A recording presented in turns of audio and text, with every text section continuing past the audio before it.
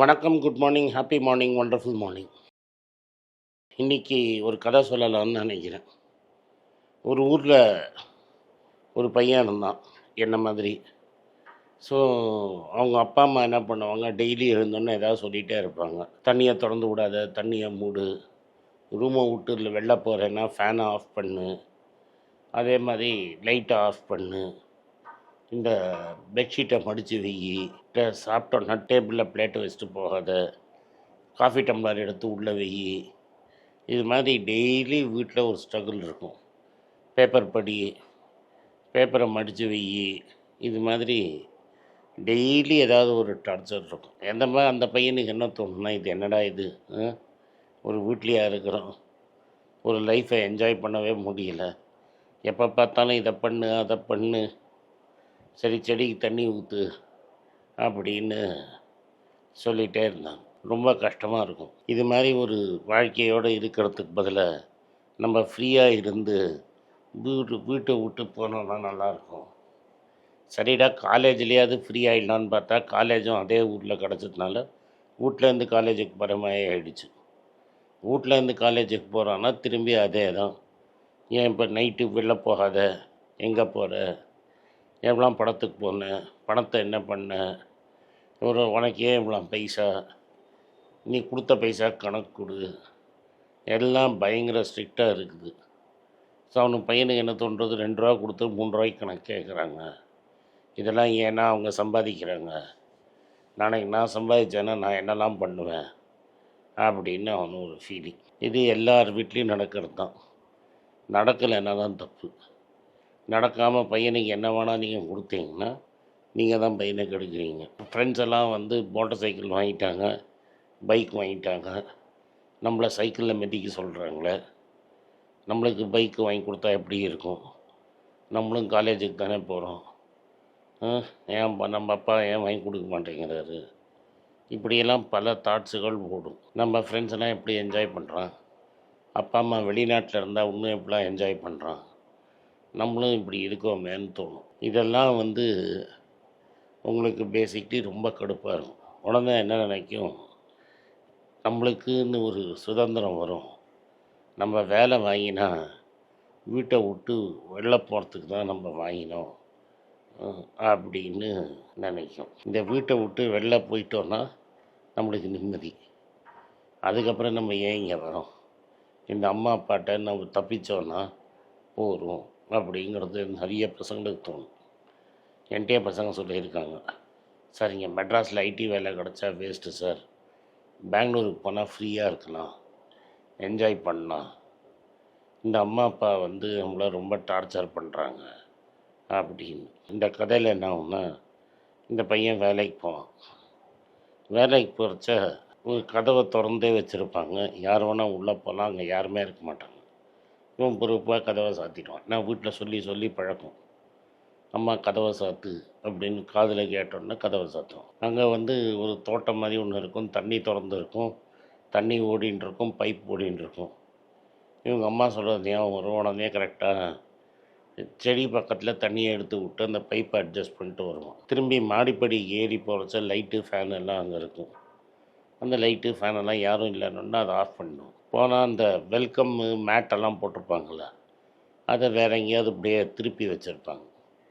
அதை இவன் கரெக்டாக அட்ஜஸ்ட் பண்ணி, ஏன்னா அம்மாவோட சொல்லி சொல்லி பழக்கத்தினால இதை அட்ஜஸ்ட் பண்ணிட்டான்.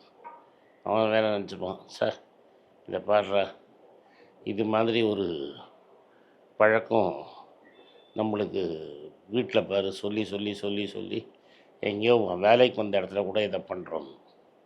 ஒரு 20 பேர் வேலையில் உட்காந்துட்டுருப்பாங்க, மொத்தத்தரையாக வேலைக்கு கூப்பிடுவாங்க இன்டர்வியூக்கு. இந்த இன்டர்வியூலாம் கொடுத்த அப்புறம் இவன் ஏதோ பெரிய டஃப்பான டெக்னிக்கல் கேள்வியெலாம் கேட்க போகிறாங்க அப்படின்ட்டு இவனும் ரெடியாகி போவான். போனோடனே மற்றவனெல்லாம் கேட்டு ரொம்ப கேள்வி கேட்பான், இவனை கேள்வியே கேட்க மாட்டான். நீ என்ன பேர், எப்போ பாஸ் பண்ண, என்ன படிச்சிருக்க, எல்லாம் பண்ணிட்டியா, ஓகே, என்னிலேருந்து வேலைக்கு சேர முடியும்னு கேட்டுருவான். உடனே இந்த பையன் கேட்பான் அவங்க அந்த ஆள்கிட்ட, என்ன சார் நீங்கள் கேள்வியே கேட்காம வேலைக்கு சேர்த்துட்டீங்க? இல்லைப்பா, உன்னை இந்த ரூமில் வந்து உள்ளே வந்ததுலேருந்து நாங்கள் பார்க்குறோம், பில்டிங்லேருந்து யாருமே சொல்லாமல் நீ ஏன் கதவை சாத்துற, நீ ஏன் இந்த ஸ்ப்ரிங்க்லர் ஆஃப் பண்ணுற, நீ ஏன் இந்த மேட்டை சரி பண்ணுற, ஃபேன் லைட் ஆஃப் பண்ணால் கம்பெனி காசு சேவ் ஆகும்னு உனக்கு தெரிஞ்சிருக்குது, நீ ஆஃப் பண்ணுற. இந்த இன்டர்வியூவுக்கு பல பேர் வந்திருக்கிறாங்க, நீ மட்டும் இல்லை. யாருமே இந்த எஃபர்ட்டெல்லாம் போடலை. அப்போனா உன்னை ஆட்டிடியூட் கரெக்டாக இருக்குது, கம்பெனிக்கு லாஸ் ஆகிடக்கூடாதுன்னு நீ நினைக்கிற. வேலைக்கு சேர்கிறதுக்கு முன்னாடியே கம்பெனி சொத்து நம்ம சொத்துன்னு நினைக்கிற. அதனால் உன்ன மாதிரி ஆட்டிடியூட் உள்ள பையன் கம்பெனியில் சேர்ந்தான்னா டெக்னிக்கல் ஸ்டஃப் தெரியாட்டா கூட நம்ம நாளைக்கு டெக்னிக்கல் ஸ்டஃப் சொல்லி கொடுக்கறதுக்கு ரொம்ப நேரம் ஆகாது. அதனால் பை ஆட்டிடியூட் நீ தான் கரெக்டு. உன்ன மாதிரி ஒரு ஆளை நான் உடனே வேலைக்கு சேர்த்துக்கிட்டான்னு இருக்கிறோம். அதனால் இப்போ இந்த அப்பாயின்மெண்ட் ஆர்டர்லாம் கொடுத்துருவாங்க, நீ எப்போ சேர்றேன்னு உடனே நீங்கள் வந்து அவன் ஒரு டைமை சொல்லிட்டு வந்துடணும்.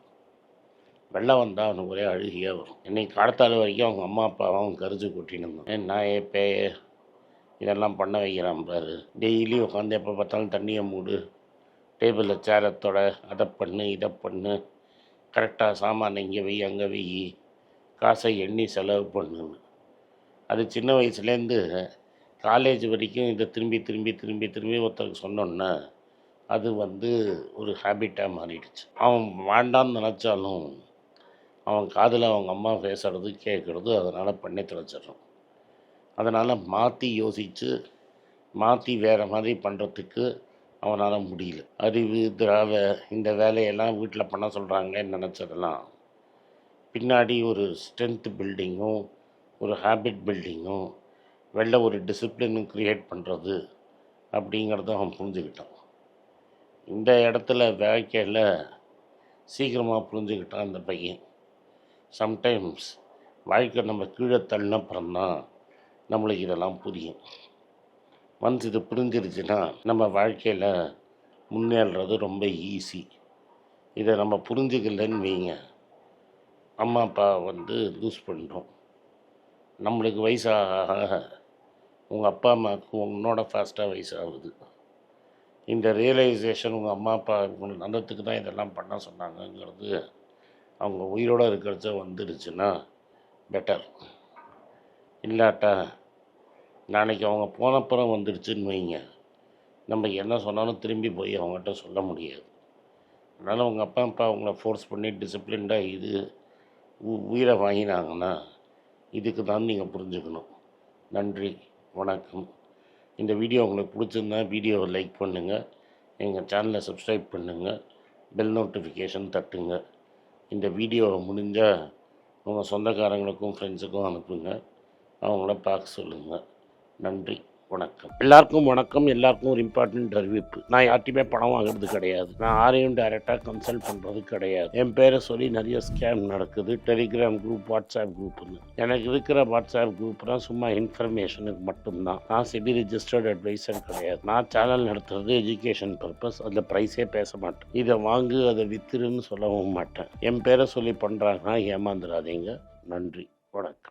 எல்லாருக்கும் வணக்கம். குழந்தைங்களுக்காக ஃபைனான்ஷியல் லிட்ரஸி, மணி ஃபார் நத்திங்னு 2வது பார்ட்டு. அண்ட் இதில் வந்து செக் எழுதுறது எப்படி, டெபாசிட் ஸ்லிப் எழுதுறது எப்படி, பணம் எப்படி வந்தது, பார்ட்டர்லேருந்து டிமானிட்டைசேஷன் வரைக்கும் எல்லாத்தையும் கவர் பண்ணியிருக்கோம். உங்கள் குழந்தைங்க அப் டு ஏஜ் 10, 12க்கு ரொம்ப யூஸ்ஃபுல்லாக இருக்கும். இந்த புக் இப்போதைக்கு ஒரு ஸ்பெஷல் ப்ரைஸில் 450 ரூபாய்க்கு கொடுக்குறோம். இதை யூஸ் பண்ணிக்கோங்க. நன்றி, வணக்கம். moneypage.com வெப்சைட்டை சப்ஸ்கிரைப் பண்ணுங்கள். ஒரு வாரத்துக்கு 4 ப்ரீமியம் ஆர்டிக்கலும் ஃப்ரீ ஆர்டிகல்ஸ் ஒரு 10லேருந்து 15 நாங்கள் போடுறோம். இது சப்ஸ்கிரிப்ஷன் ஒரு மாதத்துக்கு 99 ரூபா தான். இங்கே சொல்கிற கான்செப்ட்ஸை கிரேட்டாக எக்ஸ்பேண்ட் பண்ணி போடுறோம். நீங்கள் படிச்சிங்கன்னா உங்களுக்கு யூஸ்ஃபுல்லாக இருக்கும். நன்றி, வணக்கம். வணக்கம். குழந்தைங்களுக்காக ஒரு புஸ்தகம் லான்ச் பண்ணோம். அது ரொம்ப சக்ஸஸ்ஃபுல்லாக இருக்குது. யாருக்கெல்லாம் அந்த புஸ்தகம் போகணுமோ எங்கள் டீமுக்கு கான்டாக்ட் பண்ணுங்கள். கீழே இருக்கிற நம்பர்லேயும் வெப்சைட்லேயும் கான்டாக்ட் பண்ணிங்கன்னா உங்களுக்கு அந்த புஸ்தகத்தை நீங்கள் வாங்கிக்கலாம். மற்ற எங்கள் புஸ்தகமும் அவைலபிள். எங்கள் வெப்சைட் மூலமாகவும் வாங்கலாம். கீழே இருக்கிற வாட்ஸ்அப் நம்பர்லேயும் மெசேஜ் அனுப்பலாம். நன்றி,